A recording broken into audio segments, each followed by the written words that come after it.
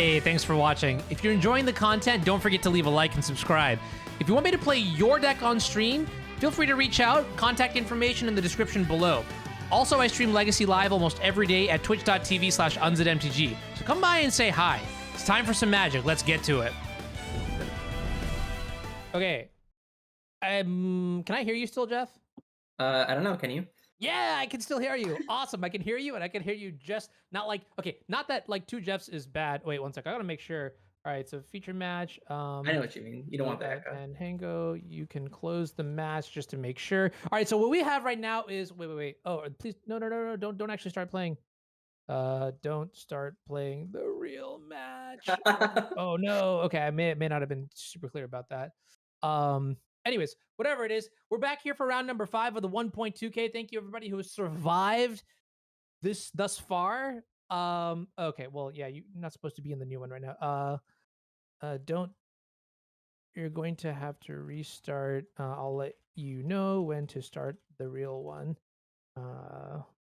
Stream things. Okay, cool. Anyways, yeah. So, okay, sorry. There you go. Logistics and things like that. But welcome back. My name's Honorog. I'm here with Jeff. We're going into round 5, and now we've got a combo match up. And I feel like we haven't really seen too much combo so far yet. Notably, also, we haven't seen too much Delver, which I think is like for anybody who like doesn't really like Delver. I'll be real with you. Like,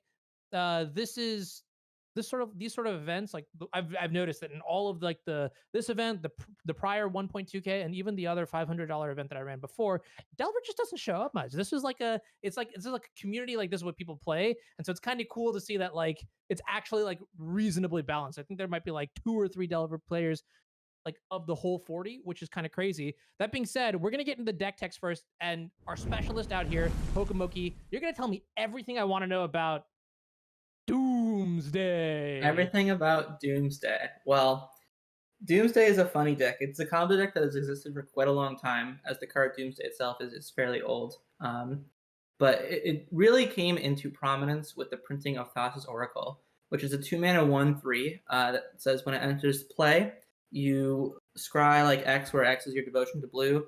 And if that's equal to or less than the number of cards in your library, you win the game. So it's an alternate win con. It's incredibly powerful. And the basic combo is, you play Doomsday, you put the 5 perfect cards that you want into your library, you draw through them somehow, and you play Thassa's Oracle, and because your library has no cards in it, you win the game, even if the Oracle would get killed. So the deck is completely, structured around doing that. A bunch of cantrips, some fast mana in Dark Ritual and Lotus Petal, the 4 copies of Doomsday, and then, just a bunch of counter magic and a little bit of discard to protect these things. Yeah, this is arguably one of the best Dark Ritual decks in the format right now. The alternative being maybe like the Epic Storm. One card that has recently vamped this deck up is Consider. So could you tell me how Consider, which is, what's the set that came out? Is it Innistrad, right? Midnight Hunt? Well, so yes, this one came out in Innistrad Midnight Hunt, yes. I wasn't sure if it came out in the previous like Dungeons and Dragons D&D set, right? Yeah. The most recent one. How does it help out with this deck? Yeah, so Consider is a 1-mana instant. It says look at the top card of your library. You can choose to put it in your graveyard, and then you draw a card. So if you Doomsday and have no cards in hand, but no other cards in hand, but 1 blue mana and a Consider, you can cast Doomsday. You can consider a Deep Analysis into the graveyard, and then draw Lion's Eye Diamond off the top of your deck. Play Lion's Eye Diamond, use it to flashback Deep Analysis. You draw like a Cycler, a Lotus Petal, and Oracles under that. You cycle, and then you cast Thassa's Oracle in the game. And so this is a small upgrade where, there were many ways to win, many piles that won before Consider was printed. But I think this is the first time you could win where Consider was the only other card in your hand, whereas before you needed some cards to put back with Brainstorm. It doesn't seem like a huge upgrade, but all the Doomsday players are talking about how this is like... on the other side of the table, we have a deck that I think nobody is a stranger to. It's just good old Sneak and Show, turn 1, Island, turn 2, Ancient Tomb, Show and Tell, or you maybe like Lotus Petal out of Sneak Attack, doing some crazy stuff like that. How do you feel about this matchup? I mean, this is pretty obvious, right? You put in a Gristlebrand or an Emrakul, you try to win the game on the spot. But yeah, how do you feel about this matchup? Who do you think is ahead? I think that Doomsday is slightly ahead because if you consider mana as like a combo piece, which I think in this matchup you should, Doomsday just takes fewer cards to combo with. Where you have land plus Dark Ritual for that's all your mana needs, whereas in Show and Tell you have to play at least 2 lands. One of them has to be a soul land, which you might not have access to, or Lotus Petal, and so the combo in Doomsday is more compact, which I think gives it a slight edge. Either way, it's going to be some high octane magic. Both of these are combo decks with Force of Will, so we're going to see a lot of like turn 1 and turn 2 go in. One player counters it, one player counters back. The dust settles. The other player untaps. They combo, etc. So this is going to be a fun watch for sure. Yeah, exactly. So as the players are still loading up here, actually, really good question. Where's my screen? Oh, I'm sure it's going to come by as well too. But once that is all ready to go, we'll be able to get into the match here. I honestly, I think I might agree with you here that Doomsday is just a little bit more favored. I think it just feels like a little bit more of a consistent deck as well, and like in terms of like being blue. Wait, is my I'm not really sure where my face is, but whatever. That's not really important right now. Talk to me about these opening hands here. It looks like we have Eggy Many, aka Sneak and Show, on the play here. Wait, whoa, whoa! Let's well. The hand. Look at the hand, Jeff. What the heck? This is a turn. This is what turn 1 land. Okay, brainstorm. If you find a Force of Will, like okay, and then turn 2 City of Traders, Show and Tell. Omniscience into Emrakul and Cunning Wish, and I completely forgot about the Cunning Wish package, which can get a variety of sideboard cards, right? Yep. I wasn't fast enough to see the entire suite of sideboard options, but there are certainly a few things you can do. I imagine that one of the sideboard cards is forget the name of the card, but it's a green instant that lets you search for 2 creatures. And so Shared that is summons, the yeah. shared summons. Thank you. And that is the general way you win with Omniscience these days. Is you Cunning Wish for shared summons, and you shared summons for Gristle Promise Emrakul and smack your opponent. Like you said, the turn 1 brainstorm is seen much more often in combo decks than in like fair decks, where in fair decks you're usually looking to maximize your card quality and combine this with a fetch land and get like the quote unquote perfect brainstorm. In combo, you just want to go fast, especially when you have the turn 2 set up and you're just looking for Force Will to protect it. All right, well here it comes, clutch. Oh my god, and we actually did hit the brainstorm as the Force of Will as well. So I think this is if Eggy is going to draw like this all day, it is definitely their tournament to win here. But you pick up the Force of Will here off the brainstorm, which is exactly what you're looking for. Found a Thoughtseize for the next turn as well. Force the Show and Tell, and you're just like, oh, okay, I'm not dead. I'm not dead. Except call an ambulance, baby. Yep. This is insane. An incredible, like we said, high octane magic. Eggy chooses to pitch the Cunning Wish instead of the extra copy of Show and Tell, which I do like. I think that Omniscience plus Emrakul is going to be more than enough to win the game. You are actually casting it, so you get the extra turn trigger, and then if anything else were to go wrong, it's just better to have the backup Show and Tell in your hand. Yeah, okay, so what are we looking at here? Yeah, I mean, now Emrakul takes another turn. You can even cast a sneak attack off of Omniscience. Into the red zone we're going, and yeah, I mean, at this point, like, I guess you have the Scalding Tarn in your hand, so if you draw Doomsday, doesn't even seem like that's good enough either. So maybe you're just Thoughtseizing for value here. And actually, you're just dead with the Underground Sea here. So that's the explosiveness that I'm talking about. That's the explosiveness that I like remember back in the day. Like people were just like, yeah. So we were going into sideboarding. I think the important thing from the Doomsday player is that he's got to have a plan. He could choose to go incredibly interactive with the Pyroblast, the extra discard, the extra Force of Wills. He could also choose to go very fast with the pact negations and relatively small changes to his deck. Like the main board is built to go fast, and so that's like an option you have available to you. Cool. All right, looking at opening hands here, I see Flooded Strand into turn 1 Personal Tutor, which is so good here with the Dark Ritual that you've got here, and then Force of Negation here looks a little bit awkward because, well, quite frankly, you don't have access to you can't use it to protect your Doomsday, but you're certainly not going to die, which is not a bad thing here. I have to wonder whether we're actually going to fire it off the turn 2 combo, because looking at the other side, Eggy's got Force of Will of their own, Show and Tell, no real payoff here, just an impulse. Yeah, it's rough. It's a card that you probably want, the Force of Negations, just so you don't die, like you said. Um, but it does have a downside. It's not as good at pushing through your own combo. And so, like you said, we do see Eggy pondering here. I'm sure looking for, he doesn't really need more mana with the Dark Ritual, and you're not really scared of things like Wasteland because it's open Decklist. So I think you're just looking for, you know, discard or Force of Will effects of your own to, power through the combo. Okay. Yeah. Looks like we found a Misty Rainforest off the ponder. Whether it was shuffled or not, I can't quite tell yet. Chose not to shuffle. Okay, very good. So then the next card is going to be relevant here. And picking up a mountain here. Ooh, this is the sweet artwork from the new set, right? Like the black and white, sort of like spooky vibes. Um, Yeah, people have different opinions on it. Not everyone thinks it's sweet. what Some is your people think opinion on it? some people think that one of the most important parts of a game object is to be discernible to the opponent. And these Ah. these black and white pieces of garbage are not. Nah, I'm being a little harsh, but yeah, we do see I blue. feel like I feel like I understand exactly who said this and when they said it. Actually, I think they're okay. So in paper, they look a lot better than they do online. The And the foiling is foil ones look better too, because oh I my think the god, the foil foil! ones. I have not seen sweeter foiling. But speaking of sweet stuff here, looks like Impulse is going to pick up a copy of Omniscience. There's an Intuition. So is this like another show and tell with Force backup?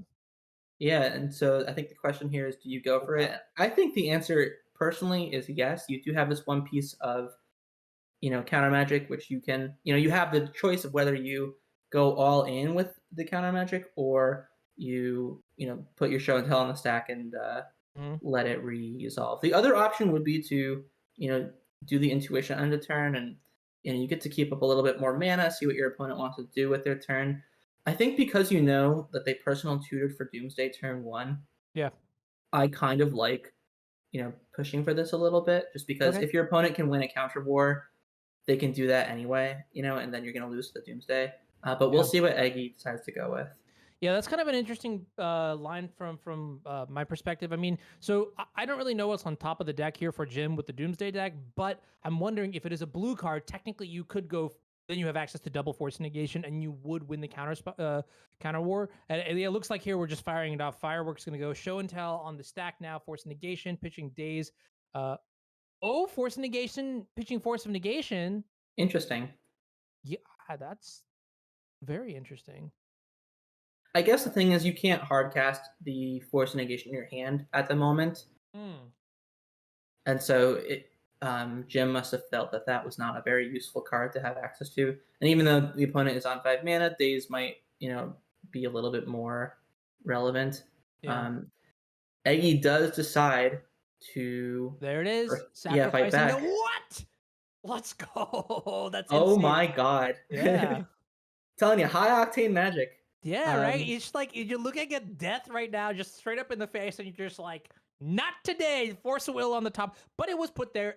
Doomsday off the top. I mean, I've never doomsdayed after a doomsday. I guess that's kind mhm. of crazy, but now it looks like yeah, Jim is in the driver's seat here. Doomsday has resolved, and next turn they'll be able to just end the game on the spot with Thassa's Oracle. So this is what you were talking about, right? Doomsday having a lot of stack-based interaction here. The multiple force negations in the sideboard. So Yep, pretty and you'll see tight. kind of what we talked about in the tech intro, where the Doomsday package is so compact. It's Dark Ritual, Doomsday, and Hmm. nothing else. You need the one black starter source. But when the dust was settled, it meant that Doomsday was able to, pack more resources to fight the counter battle into their hand. And when the dust settled, they just have 2 cards left. It's exactly what they need. Um, and Aggie has to rebuild. Yeah. Although we do see the intuition in hand, and so Okay. Wait a we'll minute. see what they go for. That's a good draw. Forcible. You can try to stop Thassa's Oracle here. There's only the Doomsday in hand here for Jim, which means that I don't know if this deck is playing Cavern or not. You're playing blue black, so technically, you could afford to splash the Cavern in since you don't have like red sources or whatever. But it looks like what is this? A main phase intuition? Okay, probably for a show and tell, which you can then use to put the omniscience into play, hardcast Forcible from your hand using or I guess, it's not hard casting, is it? Is that technically like the right phrase? This I would consider an ethical question. Oh my gosh. Okay, well, But I see what you're getting at. You're not pitching a card, and so that's why I like this line a lot from Eggy. Just get your show and tell, put your Omni into play. you want to be able to cast this Force of Will and not have to pitch a card, so this is the best way to do so. And then you kind of Yep. just knock the top of your deck, hope you find something good. All your cantrips are free and chain into each other, so you have a lot of strings of draws that you have that are good. But then you also have like a bunch of bad cards like sneak attack and extra lands and then things of this nature. Okay, so this is the combo, right? Consider first card you draw off the Doomsday, cast it, target yourself, surveil, put deep analysis into the graveyard, draw Lion's Eye Diamond. Okay, it's smart. Countering the Lion's Eye Diamond. I was about to ask that too. It's just like if you have this forcible, when do you use it?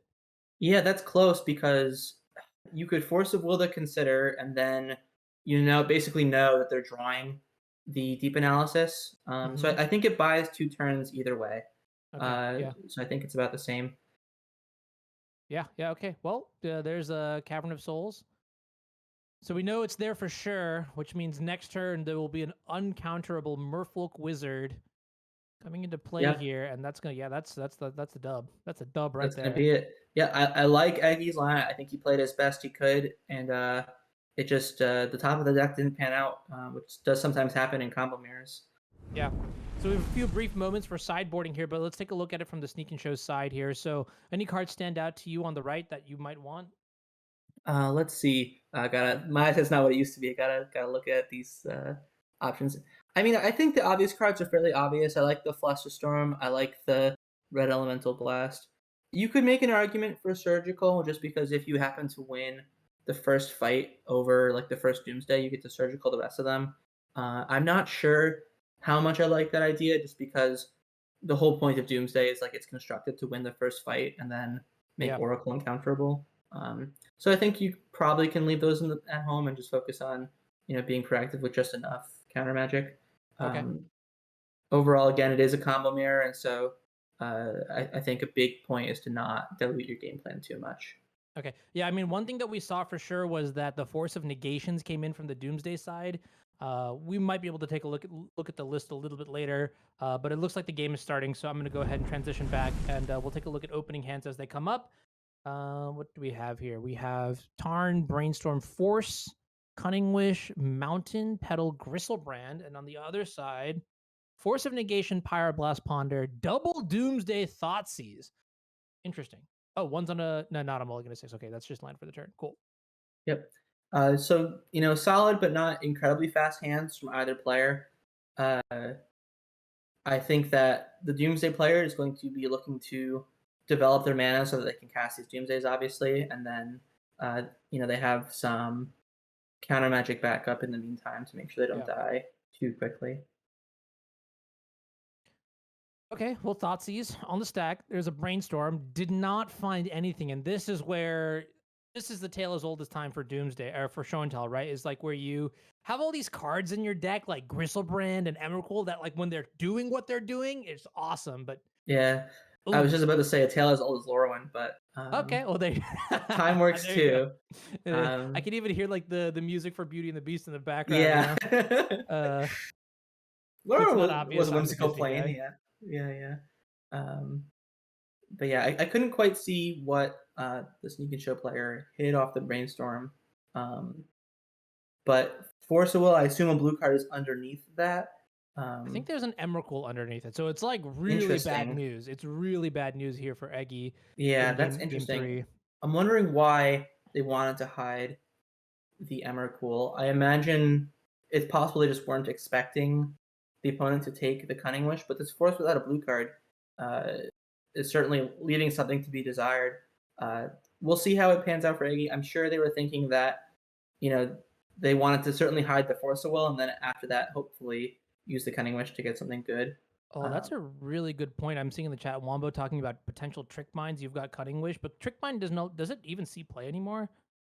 Well, I believe it's in the sideboard, right? Oh, it is. Yeah. Okay. Wait, that's Yeah, because busted. it's All a right, it's a let's go. Cunning Wish target that you can use to like if your opponent show and tells in like a way to destroy your omniscience, you can Cunning Wish Yeah. for Trick Bind and encounter that triggered ability. Okay. So, This next draw step's going to be really important for Eggy. Absolutely. yeah. Okay, so picking up a Ponder means you have a spare blue card here for the Force of Negation, which is fine. Yeah, I don't know. Maybe like you wanted to hide the Emrakul because it's like if you want to It hide does the shuffle. Force. It Yeah, does force exactly. the shuffle, and so that might have been something that he was worried about. Is that if Exactly. they force my shuffle, then the other card that I put back is gone forever. Right. Um, I feel like you wouldn't take Emrakul anyways, but maybe like what you're supposed to do is like go like full ham and just like put back the Emrakul and the Force, or no, put back yeah, Force and something else, and then just like have your deck shuffled when they take the Emrakul, and like hope that's a DIY way out of it. But let's yeah, see it's what it does for possible. I mana for think you. the thing is, if you're Eggy, Hmm. your opponent, you think that from your opponent's point of view, I had two good cards off of Brainstorm, so your opponent might want to take the Emrakul and shuffle them away.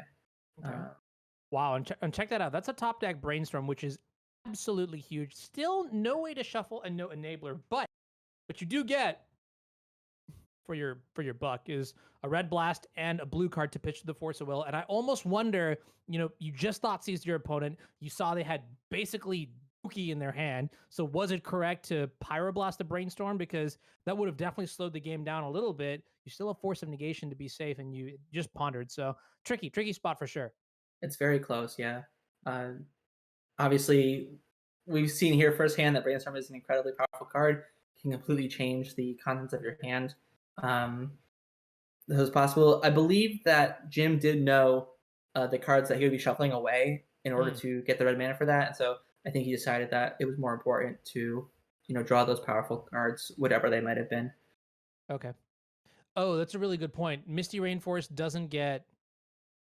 Well, actually, isn't there? There has to be like a There should be a Volcanic Island, Volk. right? I'm Yeah, hoping there's a yeah, Volk, but yeah, maybe yeah, there's not. Maybe yeah, because black is really important. That's a lot of Doomsday players talk about. Just like every non-black source you put in your deck does have a cost associated with it that it yeah. doesn't tap to cast Doomsday. Good point. Um, so I don't know the full list. That might be a possible thing that's happening here. Okay. What I'm really interested in seeing is that basically Jim is committing to this control role here, just like not.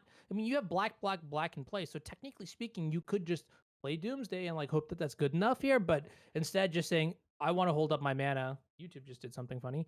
Um, and there's the Volcanic Island. Okay, cool. Yeah, I actually do like Jim's kind of like macro strategy here, where with double Pyroblast Force Negation hand, it's so hard for you to actually die Mm-hmm. to anything that Show and Tell could throw at you, especially when three of the four cards or however many cards. I think you know the full three cards in hand at this point. That there's just Show and Tell. You have the Power Blast for sneak attack. You have the Force Negation for if they force back, you Power the Force. Like you have an answer to any cantrips, so you know that their hand is going to stay bad. I like the decision to kind of take things slow. You're going to draw a Dark Ritual and maybe like a Consider eventually, so that you can win all in one turn. And Yeah, there's no reason to tap low before that. yeah. It's a little bit delicate, right? Because if you put your shields down at the wrong time for even like a micro hair of a second, everything could go wrong, right? There's so much on the line here where it feels like you're almost priced into either just going super hard, super fast, or Mm-hmm. like there's no in between. Check it out. So just Thoughtseize there. You take the Lotus Petal. You're like, all right, the thing is safe. Next time I Doomsday, like that kind of thing, right? Like imagine if you just tapped out here. Obviously your hand is like stacked at this point, but like there's scenarios where like the top deck could just end the game on the spot, and so yeah, there it is. Dark Ritual, Doomsday, and I think this one might be wrapped up next turn. Force of Will for the next spell here. The hand is triple nothing, and looking good Yep. here for the Doomsday deck. Yeah, it's gonna be real tough because, like you said, having full knowledge of the hand, you can just build a pile that wins the next turn. And you have force Hmm. for any top deck. Uh, so I think that as long as Jim doesn't mess up the pile, they should be walking home with the W here. Sounds good. I like that. I like that a lot. And so then the pile that we saw last time was like Consider, Lion's Eye Diamond, some other card for Deep Analysis. There it is. You've got Cavern of Souls in play now, so you don't need to put it into the pile. So maybe you can substitute that with like a Street Wraith or something. And then obviously you want All Star of the deck, Thassa's Oracle. Then maybe there's some consideration to play around like a top deck Trick Bind or something like that. But there it is. Yeah, you see perfect information. Love this play. Yeah, I'm guessing there will be some consideration here in the form of this consider that But Jim is drawn. Yeah, but I saw you were like about to say it earlier, and then you well, saved you it for a said it, second. and then you just Yeah, I gotta give you. Yeah, I agree. I agree. And so here it is, blue, Merfolk. Okay, cool. So just like that, we are going to go back to the two shot as Doomsday takes the win here. I'm gonna go set up the next match really quickly while you talk about whatever you want to talk about. In fact, why don't we talk about the next matchup, which is Blue Red yeah, if you know Delver it, yeah. Actually, one Mhm. sec. It's not opening, so I'm not 100% sure. Hold up. I'm going to try and open this one more time. Blue Red Delver. No! Magic Online, why? All right, well, it's not opening, so I don't really know what to do here. All right. While you find a backup Yes, feature match, I'll talk about some of the intricacies between Show and Tell and Doomsday. I think both players played, pretty well.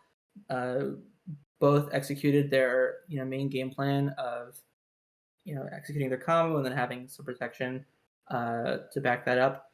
I think we did see, at the beginning we thought that Doomsday might be slightly favored. We kind of did see that play out where you know, they had more counter magic in the sideboard as well to fight the counter wars. And then when the coast was clear, when they knew that the sneak and show opponent didn't have any you know threat, couldn't pose a threat, they got to combo off with Dark Ritual plus Doomsday. Uh, and it kind of begs the question, like, why might you want to play sneak and show when you could play Doomsday? Because it seems like they're both doing similar things, but sorry, but Doomsday is much more like compact and much more yeah, yeah, yeah, interactive. yeah. And I think the big answer is Delver, the existence of Delver in the format, where you know, in that matchup in particular, losing half your life isn't really a cost, but against the more aggressive strategies of the format, it is a big cost. And Sure. so, it's not uncommon to either make your pile and then die the next turn, or make your pile and know that you can't win before your opponent kills you, and so you don't really have any outs I would there. also argue that like the functional, like there's so many one drops in the format now that are just like so good that like playing I'm gonna put like delay on for like a bit of time here so we have some time to talk about this. But I feel like it's possible for you to like that situation is not as uncommon as it sounds. Just because I mean, the Delver, if it wants to get like really aggressive, it can get really aggressive. You know what I mean? Like Hmm. it's but between like the monkeys that are a special type of aggression, Dragon's Rage Channeler, which is a 3/3 flyer if turned on, and most deck lists are slowly finding out how to like turn that 3/3 Delirium on ASAP. And then there's also Big Bad Murktide Region, which honestly. Sometimes I wake up in the morning, I'm just like, this card is scarier than Ragavan. You know what I mean? Depends on what side I get off the bed. But yeah, I don't know. It's definitely very interesting. And so I think there's a cost to playing Doomsday. But then again, like against the other decks, there are a lot of other decks in the format, and you could just like roll over them sometimes when they don't have that early aggression that's needed to get there. So I'm gonna transition over to this other match that we have going on here. Well, this button did not work. This one, oh, beautiful. We And have our this, feature match. yeah. This is old Anu trying to go through it all. Looks like we're in a post board game here, as indicated by the surgical extraction. Now the question is, what else is going on here? So who got game one? I have to assume maybe that. Yeah, okay. Looks like Delver got game one. Yeah, because it's turn 2 for Tim, but it was turn 1 last turn for Mm-hmm. Ryan. So it looks like Delver did take home game 1. Uh, Okay. Ragavan is, an X1. It does die to Punching Fire, as we see here. But the existence of this card for Delver has definitely been a big help in the Lance matchup, just because making the treasure tokens when it does get to connect is a really important way to play through the mana denial of the Lance Mm, strategy. yeah. I agree with you. Like a lot of like powerful tools. For example, you've got like cards like Tabernacle, things like that that are like, they can like really bear fruit against the Delver deck, but when you have cards like Monkey in play, it's a lot like a lot of the common tools that you see from the lands deck, it's a lot easier to fight back against. Now that being said, when you don't have mana in play, everything is going to hurt, right? And this is what the lands deck wants to do in this matchup, right? Is just completely deny every single like way for it's just full on denial. You know what I mean? And Delver has a lot of interaction to sort of break that hold, especially like in the early games, early turns rather. Here looks like we've got Punishing Fire coming back to the hand, Pyroblast in hand, which is exciting. Meanwhile, Ryan's got a stacked hand of Force Negation, Surgical Daze, but no land. So I think even like a Volcanic Island to put this this Dragon's Rage Channeler into play would be pretty good. Yeah, and so you see Ryan was taking some time to think there about, like, do I surgical or not? Mm-hmm. Um, and because the opponent has two, um, I forget the name of the land. I'm really sorry. Grow with the Bros. There you go. Yeah, it's not going to work here. But you saw that even if they did get to cast the Dragon Rage, that it would get fired if the opponent was able to bring back fire. So I think maybe you just go for it and hope your opponent doesn't see the line. Perfectly reasonable. Yeah, And with the yeah. mana there, I don't mind the concession either with the no mana there. So just real quick, some of the dynamics of the matchup. I think that a lot of lands, what they're trying to do, like you mentioned, is keep Delver from doing things with their mana denial, and also keep the threats at bay with a combination of Maze of Ith and Tabernacle. And then Delver has some counterplay to that in the form of Wasteland, and also, even though the cards I mentioned were lands, they usually are brought into play through things like Life in the Loam or Crop Rotation. So the Force of Wills and Dazes can help fight that as well. Wait, I'm seeing question marks in the chat. What's up? What did I miss? What's going on? Somebody tell me. Oh, I'm right here. Also, we're going into game 3 here. And it looks like we have turn 1 Steam Vents into Dragon's Rage Challenger. So yes, that is one thing where if you haven't been on the cutting edge of what's been happening in Legacy, there's kind of two main ways to build a mana base in Delver these days, where you have like the version with like 2 or 3 basics, and then you have the version that's playing 0 basics and only Steam Vents and Volcanic, with the idea being that you have so many red 1-drops now that the basic island is sometimes like a big cost that prevents you it from... really is. Like, people were playing Mountain beforehand, and a lot of matchups where like Wasteland is so important. So having all blue-red sources, like I sort of get it. Like, like the theory by Jerry Thompson, where it's like if you start playing basics, you're mana screwing yourself, and that's a real example of it, right? Where you can't go turn 1 Darcy plus Daze kind of combination. Now that being said, this is a pretty good setup here with Dragon's Rage, Force of Will, Expressive Iteration for the next turn, and Ragavan as well. So we'll see if Tim's going to be able to grind out of this one, but it's looking rough. Yeah, I think part of the concession for the Steam Vents is that, if you have a creature that's making treasure tokens, you don't mind being a little more vulnerable to Wasteland with your strategy. Now, Anu, you mentioned the, not wanting basics. Have you ever lost to Wasteland by trying to play around it? Oh yeah, all the time. It's like honestly, if my parents knew it, that would have been my middle name growing up. It'd just be like loses to fetching basics. Okay, this is a stupid joke. But it happens functionally enough, and I think the real solution is like sort of learning when you can afford to play around it and when you can't learn to play around it. That comes with experience. So yeah. That being said, let's see. So Ponder now with Dragon's Rage Channeler, get the Surveil trigger, probably bin the Bloodstained Mire. Ragavan also in play here. I'm kind of surprised that Tim didn't play Dark Depths or Thespian Stage, because with Yavi Maya, you could make a turn 3 2020. Must be a reason for that for sure. Yeah, well, so I think that's actually a good question. I'm not entirely sure why they didn't go for that. I guess they must have thought that it's just like too likely for the opponent to have Wasteland or be able to do something about it. There you go. Yeah. And there is the Wasteland in play. And it also might be that they just didn't want to potentially like tap out, where if the opponent is Wastelanding the Cradle and having to get rid of it, like if your Dark Depths is in play, now it doesn't tap for mana. So that might be what they were worried about. And this is kind of huge here. I mean, check it out. Wasteland on the Yavi Maya, get rid of all green sources currently in play, and to our knowledge, also the green sources that are in Tim's hand.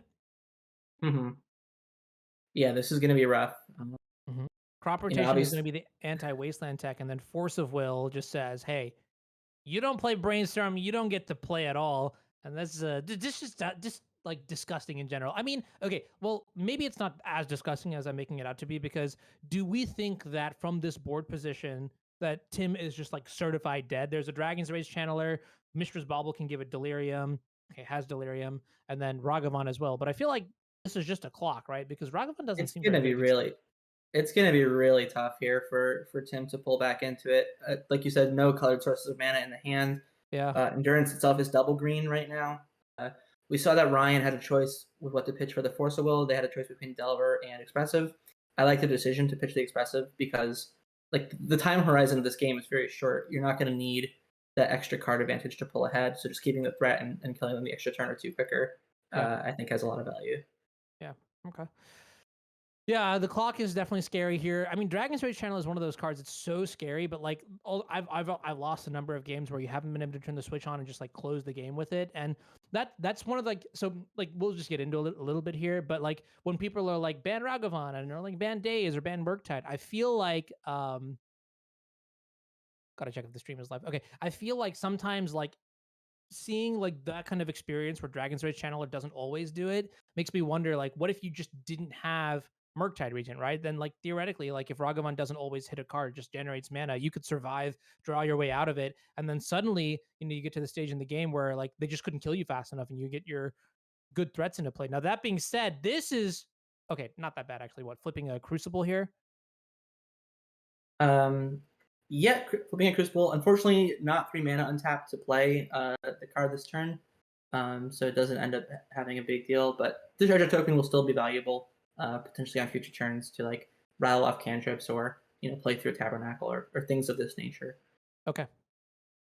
You started the ban talk rather early. I was hoping that yeah, I mean, like you would... just like use it in there. Like if you say the B word, people will always be like, "Huh? Is it my turn to say something?" And I'm just like, it's like an attention grabber. You know what I mean? Now this is also an attention. This is rough. Like going after drawing another Wasteland there, going after the Blast Zone. I feel like this is a sign that things are not to be here. Ragavan not going to hit any cards here, but it doesn't matter, right? Because even if it has like 2 power connecting Mazavith, gives you another draw step, I guess. But yeah, the Wasteland's playing an incredible role in determining the winner of this game here, where just cutting the opponent off of the green mana and the last glimmer of hope being the Blast Zone also gone. Okay. Ooh, Jarvis has a really good point here, which I didn't even think about because I don't pay attention to these sort of things. Okay, for real, like I'll be real with you. Like when you guys were doing the Lands Mirror, I was kind of like watching in the background. I was just like, okay, you guys sound. I don't have chat open right now. So what did Jarvis say? Yeah. So actually, what happened was, so Jarvis is saying when the Yavimaya got wastelanded, rather than just crop rotate the Yavimaya away, we should have floated green off of the Blast Zone so that we could unlock the second crop rotation in our hand and still be able to play the game. You know what I mean? Like it's better than just like using that way where you feels like you just didn't have any agency. And again, that's when we're talking about the B word, that's another word that I also associate with it. It's like how often do you have agency? How often do you not? And it's interesting. So It's tricky to qualify for sure. yeah, that is a good line that Jarvis was aware of. Obviously, no surprise there. And I do like the idea of like if something goes what wrong, a Grand Prix. if something goes wrong, having the option to, it sucks to 2-for-1 yourself there, but to turn the colorless source into a colored source, probably a basic forest, makes a lot of sense. Or maybe the like a red green duel so that you can power blast something. Okay. Well, no, that would be good. Yeah. Sorry, just real quick. If he had option for the second crop rotate, could have gotten a red source, and I believe they had power blasted him at the time, so they could have power blasted the force and then you could like fetch a Grover or like any sort of red source, and then that would have been that. That's actually kind of crazy, right? Like the minute decisions, how they snowball and matter so much. So in the meantime, I'm gonna go ahead and pair this round real quick. I want to see if it actually loads. Going into round 6 here, we're down to the last 8 players here, which is super exciting. We have Panhango on Doomsday. We have Brian, who we just saw on Delver. Max Gilmore with Grixis Control still in it.